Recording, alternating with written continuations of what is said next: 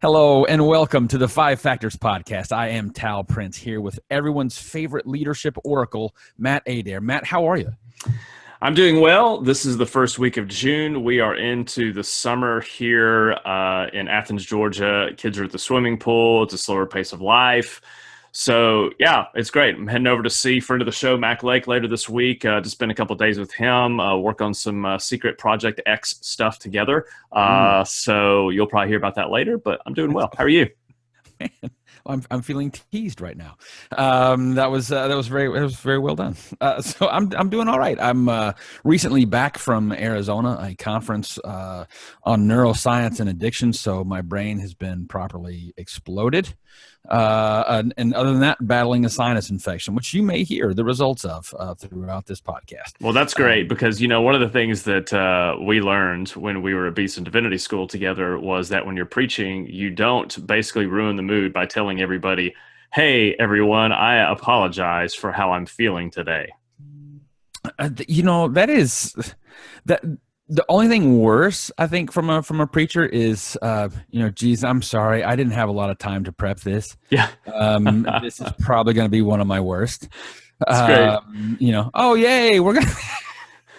It's a word from the Lord. God be praised. Well, there is the possibility, in the West Wing towards the last season when one of the characters just totally sandbags his kind of just general overall performance leading up to a vice presidential debate. And so maybe that's what's happening today. So you're just trying to raise the bar so that we're just stunned and surprised by the amazing just Herculean effort. Yes, just that's where we are. So that's good. Well, look, on today's episode, we want to talk about a better way to work.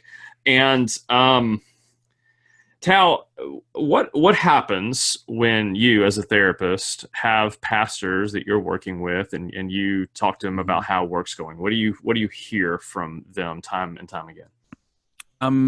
After the big long sigh. That lets you know it's not good. Because here's the rhythm. So tell me about your week. How's the work been going? That's the first answer, right out of the gate. But then it is, it's going to descend into, man, I'm just really busy. I'm just too busy. And I've got staff problems. I've got conflict on staff. I don't have anybody to delegate to. I know that sounds nice, but if I don't do it, it's not going to get done, or at least it's not going to be done the way I want it to be done. These are the initial answers anytime I ask a pastor, how's work going?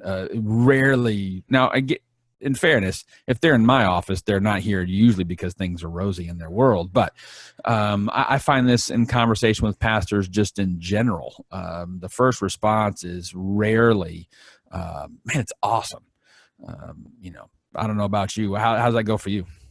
Yeah, I mean, it's like, stop if you've heard this before. I mean, like that, what you just described, yes. Yeah. I mean, you are having people in to see a therapist, but I would say most of the time, when I'm meeting with somebody or I'm talking to another pastor, and I certainly feel this myself at times, it's, man, there's just so much going on. There's a lot to do. All the stuff that you described is true. Mm-hmm. And so what's interesting to me is time and time again, even making the suggestion, well, maybe you're just working a little bit too much. I mean, the truth is you probably are. I mean, given what we know, we've talked about this in previous episodes about the workload that most pastors have. And just as my assumption is that most pastors are at least working too much. And the two things that I hear so often when that's suggested is, one, I've got other leaders in my church, especially guys that like work a full-time job and they volunteer, they're elders or volunteer staff, and they help out. And so, they work too. And, I'm just trying to keep up with them. And then the other one is just this sense of, if I don't do this, it's not going to get done well, or it's not going to get done at all. And so there's that sense of they can't take their hands off of this thing, off of anything. And so that just leaves them doing way too much work. And quite honestly, that's what we want to really talk about today is what happens when we work too much, because we do want to carve out a different path and a different way of thinking about work. And so just from a clinical standpoint, what happens to us holistically when we work too much? I think just kind of a baseline thing that happens is we destroy what's called our circadian rhythm. And that's the body clock. And our society has really jacked up the body clock really, really badly. Yeah. In fact, just this past weekend, we were talking about there's a direct spike in correlation between the rise of the smartphone and depression and anxiety rates. Mm. It's not shocking, but still kind of shocking. I mean, because we're all just on the phones all the time, on the screens all the time. But that screen, the radiation that screen emits stimulates your optic nerves in such a way and your brain in such a way that you don't get to rest. And so, looking at your phone late at night, waking up in the middle of the night and checking your phone, which I know a lot of pastors do, because, you don't know if Sister Ethel's cat has, had a problem in the middle of the night, because Sister Ethel's probably going to let you know about it. And so, we're checking our phone in the middle of the night, and you think you're going back to sleep, but your brain is not, and your brain isn't getting the time it needs to heal. Your brain does all of its rejuvenation work at night, and it does it in that REM sleep. That's why REM sleep is so important to us. You got to have that. But when you check your phone in the middle of the night, chances of you getting to helpful REM sleep are almost nil. And so that's a major piece. And the best thing we can do for depression and anxiety is go to sleep at the same time and wake up at the same time. That rhythm, establishing that rhythm, is really, really important. And you can't reset it during the day. A nap doesn't help with that. A nap doesn't recover that. You don't get to healthy brain sleep in a nap. You don't. So there's a ton of research now just flooding into the area of circadian rhythm, and how important that is to establish and maintain. And so what we're really looking for is 12, the baseline is 12 hours on, 12 hours off. And, so they 12 hours of nourishment, 12 hours of rejuvenation. And in that rejuvenation cycle, you need 8 of those hours to be sleep.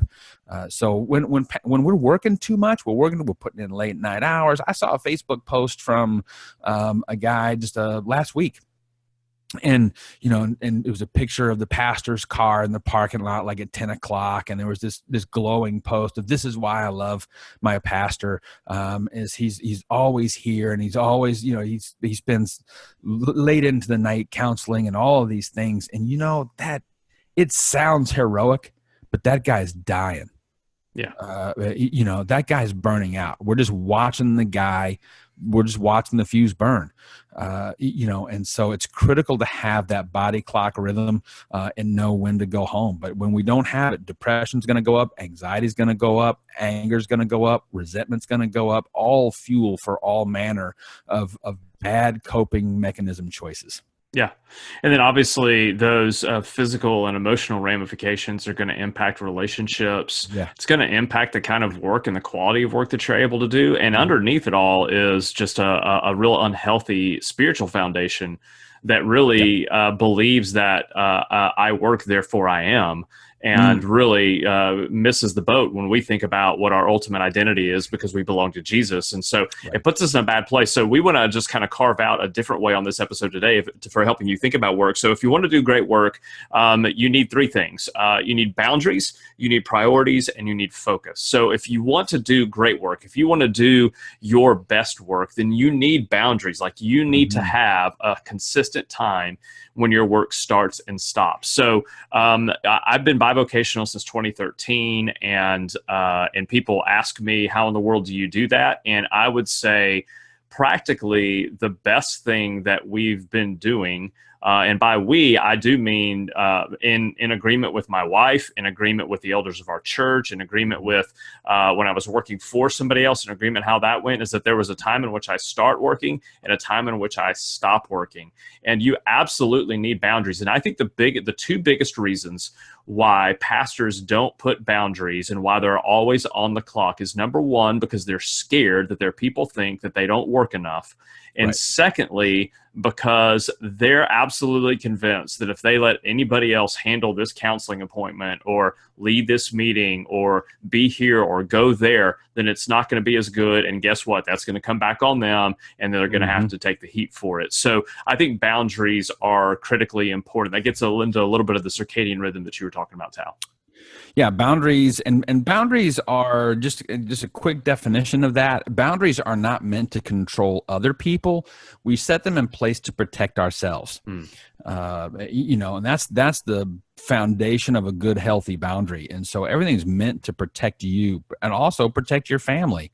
As a pastor, and it is hard, and I've been there, and I think a lot of us have been there, where it is like, oh, geez, this is a really important couple in the church. I probably ought to take this counseling appointment. Um, you know, but your day is done. Your family's waiting on you. Your kids have a game. Something's going on back at home. And you take it because you don't trust even, and if you're fortunate enough to have a counselor on staff, you don't trust that person. And it leads us to have to check our motives in terms of, wait a minute, and is everybody depending on me? And am I putting myself in a position? And that's a big danger for pastors. Yeah, and you might be thinking, well, look, I mean, aren't we supposed to deny ourselves, take up our cross, and serve other Mm-hmm. people? And the answer is yeah. And I think that for people who are wired like me, where I will tend to, when I get off, I will try to conserve time because I'm afraid that there won't be enough, like I won't have enough energy down the road. Yeah. And so that's a tension to be there. But I don't think that that necessarily gets us away from the basic principle that if you're going to do your best work, you need boundaries because, as we just said, like you're a human being and you weren't Mm-hmm. created to always be working. So you need that break. The second thing you need, other than boundaries, is that you also need to have priorities. You need to understand that what is it that you are uniquely responsible for within your church. You need to at least have a basic job description that doesn't just talk about the things that you need to be informed about or consulted on or even to ultimately be accountable for. Like you need to clearly understand what you're responsible for, and that needs to get your priority. So if you are a lead pastor, if you're a senior minister, then one of the things that it is your number one priority is your preaching ministry. But I can tell you, as somebody who works with a lot of preachers on their preaching, that sermon preparation gets pushed off to the side for the sake of other things. And we're just trying to fit it into these nooks and crannies of our schedule, usually way too early in the morning or way too late at night or way too late in the week. And we're not giving ourselves to the primary work that we've been given to. And so you need to be able to have focus Mm-hmm. inside of the work that you do so that you can make sure that you're doing the work that's most significant for you.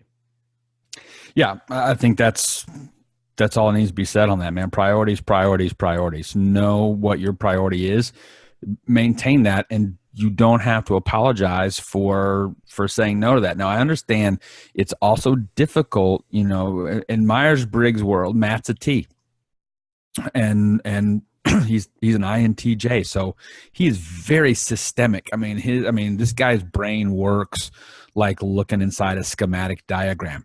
It's very systemic and orderly, and it's easy to say no to things. Feelers, on the other hand, are going to have a harder time if and most pastors are feelers, and so it's much harder to say no. But having a real clear delineation and understanding of what your priorities are will really help that. And if you don't look through and know these are my 3 top things or my 3 to 5 top things, it's really hard. It took me way too long in my life to understand I do 3 things: I speak, I write, I counsel. That's it. If it's not one of those 3 things, I don't do it. And so when I've learned that, it's much easier to say no. Yeah, and I would say for those of you who do operate in the way that Tal described, as you're more of a feeler and you don't like saying no to people, I would say that number one, that's something that is a gift from God.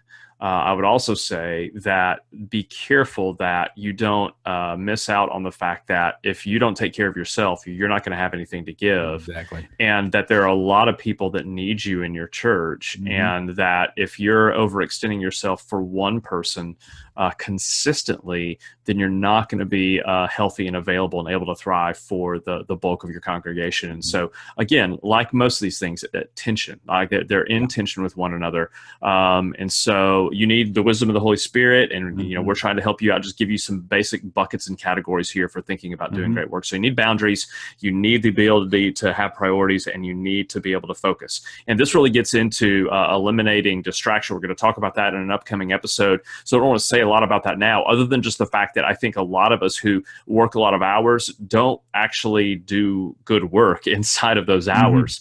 We've got multiple browser windows open, our notifications are on, we don't put a do not disturb on our phone. And so, again, Tal, you probably talk us through the brain science of this and what happens when we get that text that comes in and we're trying to focus on sermon prep, or just every single time that we're sitting down talking to somebody, but we have our phone facing up, and so we can see when that screen flashes when a notification comes in. Us doing unfocused work means that we're not doing great work. Yeah, it's yeah.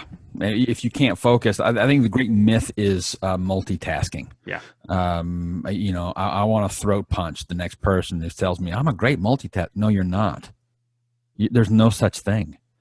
You cannot simultaneously engage in and focus on several different activities. Now, the smartphones, all the text notifications, all those things they're created, they are designed to stimulate the reward system in the brain. And it is this weird thing. I mean, if you look at text messages like a drug, just if you just switch the context for a second, I mean, it's like a hit every time one comes in, but then after a while, they become really irritating. But you still want them to come in, because if they're not coming in, well, geez, no one's thinking about me and no one needs me. Holy crap! Now what? And so all of those things become really, really, difficult for us to do. But so focus. And focus is a hard thing for a lot of us, because we are an ADHD society. Our culture is ADHD. I'm diagnosed ADHD, so focus is a battle for me. You may have heard that on the podcast once or twice. Squirrel. Yeah. I mean, it's amazing how easily distracted we can all become. But now with all the notifications, all the stuff. There are some simple things that will help you to learn how to just kind of shut all that down. But a lot of it comes down to, am I comfortable not being able to respond in the immediate moment? Am I too worried about what people are going to think about me? But focus is critical to how you're going to be able to move through your day and how much you're going to get done. Yeah, I mean, it really does come down to the kind of work that you want to do. Do you want to do kind of surface level work, or do you want to really get into the depths? Cal Newport wrote a really good book on this called Deep Work, and talks a lot about what we just talked about here. But in the end, I think what we're trying to say in this episode is that the secret to great leadership is someone who embraces their limits. You can't do everything. So you've got to have boundaries. You've got to be able to have priorities in your work, and you have to have focus. And so here's a couple of things that we want you to do this week. 2 ways that you can improve your work this week, okay, is to take time, number one, to audit your schedule. We're releasing this episode on a Monday, so the week is in front of you. And so kind of just find a fairly simple way for you to keep track with when you're working, kind of what you're doing in that. And so what you want to be able to do is, instead of having just guessing in how many hours that you're working, or that you're on, or that you're not resting and restoring and recreating your life, just pay attention to that this week. And when you get to next Sunday night, just add up the number of hours that you were quote unquote working. And then the second thing is, for those of us, particularly if you struggle with thinking that I don't think I work enough, or I'm afraid that people just only think I work on Sundays. Ask 5 key leaders in your church about their work schedule. What time do they start? What time do they stop? When do they show up? When do they go home? And kind of learn their rhythm. And that's, you're not really going to make it about yourself. This isn't about you then having a conversation about you. It's you being curious and really understanding culturally in your context, the people who are invested in you, invested in your church, what does their work look like? And so you're actually talking from a position of knowledge and understanding, and not just guessing and assumption, because you might be assuming people work way more than you do, and then you find out that they really don't. Or maybe you assume that they don't work at all, and you find out that they do. So you're just trying to gauge this in and dial it in. But those are 2 really simple ways, I think, for you to kind of dig in this week. Yeah, and I think that'll be really helpful. And so just to kind of recap that, don't settle for work that's not your best. I think the great fallacy is we gauge how much somebody's working by how many hours they're there. Um, but geez, man, I can put in a 12-hour day, but if I did like an hour's worth of work in that time, what did I really do? So don't settle for work that's unfulfilling, work that's not great. Don't settle for that. And how to really get there is know what your priorities are.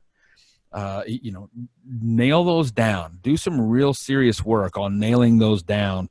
So you know what your priorities are. And so when you know what your priorities are, then it's easier to go, okay, here are the boundaries I need to set to protect those priorities. And so that I'm making sure that I'm doing those things. And then it'll get to focus, which is what we're really going to spend a lot of time on next week in the podcast, is we're going to help you eliminate distractions and increase your focus. So this week, do the work. Do what we're asking you to do. It'd be really helpful if you'll sit down and audit your schedule. Go through it. Take a really good look at it and see where the leaks are, see where the time is going. A time journal is a great way to kind of keep track of a week too. Just kind of keep a running list of, all right, what did I do today? Just at the end of the day, what did I accomplish? What got done? Where did my time go? How much time got lost to phone calls? How much time got lost on text messages? How much time got lost on Facebook? How much time got lost on watching, puppy videos on YouTube? Just be real honest with yourself and see where your time's really going. And then ask. This is a great idea that Matt had, to ask some top leaders in your church about their schedule. What does their work rhythm look like? What does their work day look like? When do they show up? When do they go home? How do they focus? How do they set their priorities? How do they set their boundaries? Really get their assistance and help on that. And then we'll look forward to seeing you next week. But before we go, we do want to encourage you to subscribe to the podcast. You can do that through almost any means that you listen to this podcast. We'd love for you to subscribe to us so you don't have to remember to download the episode. And anything you can do to leave us comments, we're always welcome feedback from you, and we just want to thank you for listening. Matt, any other thoughts? That's it. No, I appreciate y'all's time and just being along this journey with you. It's a real privilege for us. And so, we're here and we want to help you just get clarity on what you're doing, and just to encourage you, just give you a little nudge to put in the work this week. And then we'll come back and we'll see you next week.